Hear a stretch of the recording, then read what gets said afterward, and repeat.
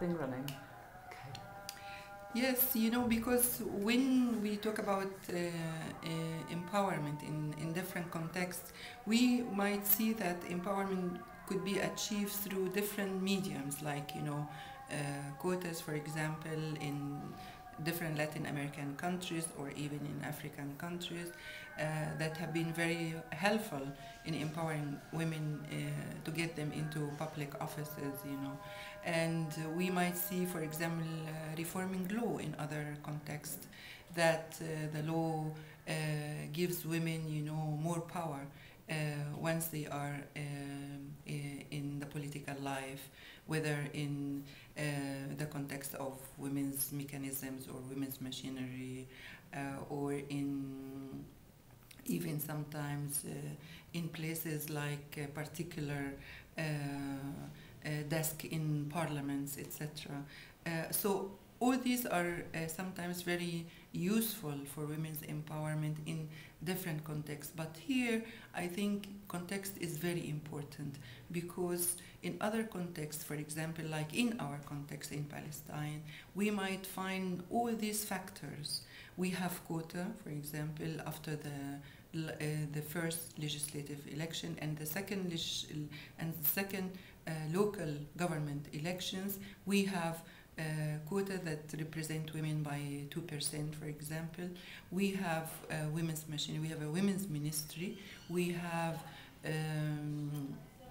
a very relatively speaking, strong women's movement and women's union, etc. So you have all the factors, but when we come to measure or to get hold of what sense of empowerment did we achieve, we might not find lots of achievements in this respect. Why?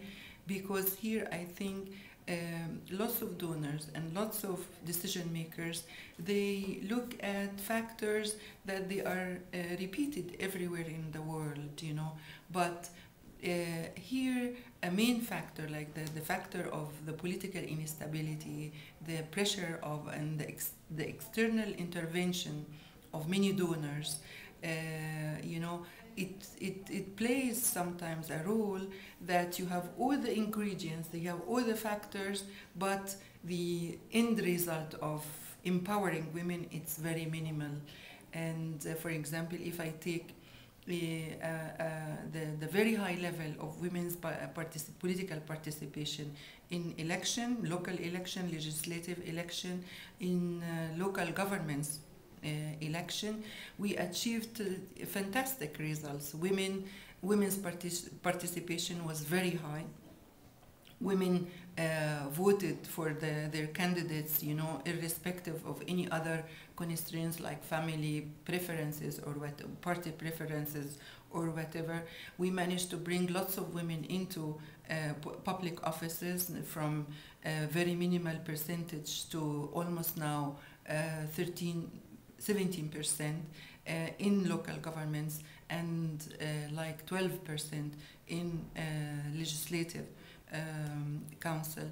But what happened after that? What happened is that the Israeli occupation forces, they arrested more than 1/3 of the parliament, and then the parliament became unfunctioning.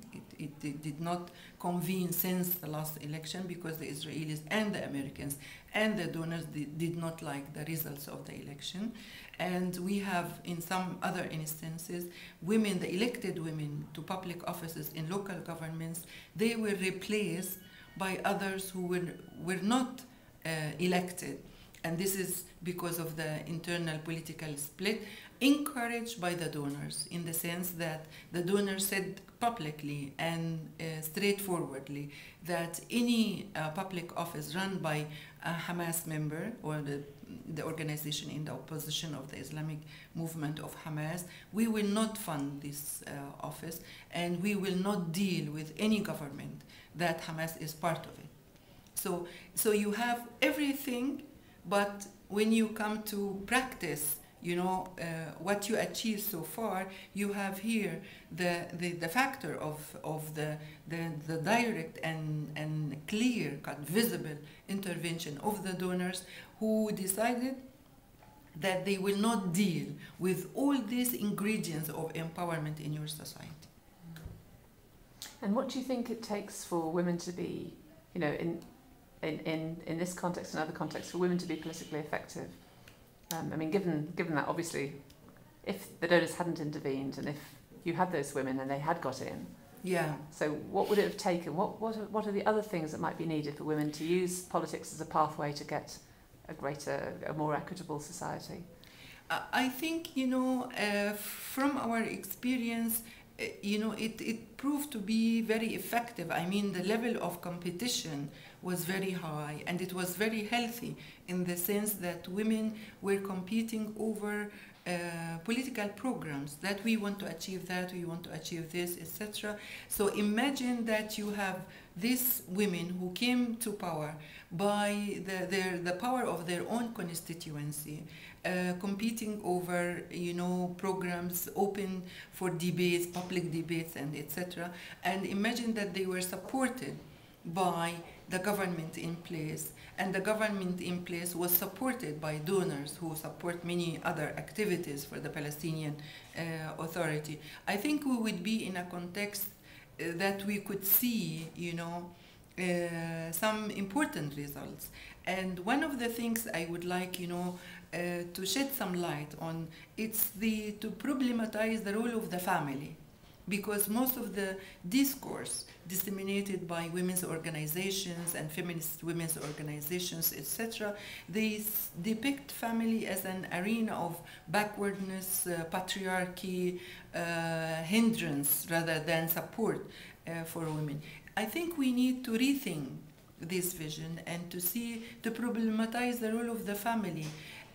When families can support women and when family cannot support women, under what conditions, you know. Beside this, I think it's also important the classic, you know, role of the political parties. Political parties in our context were important vehicle to bring women into public arena. Most of the candidates for the last legislative and local elections, they came through the support of the local of the political parties. While in district level, when there was no need for political parties and it was on the level of district, we saw that women candidates were very, very, you know, minimal number, and almost no women won at the level of districts, you know. So this means that political parties still playing a very vital and important role, you know, for enhancing women's political participation.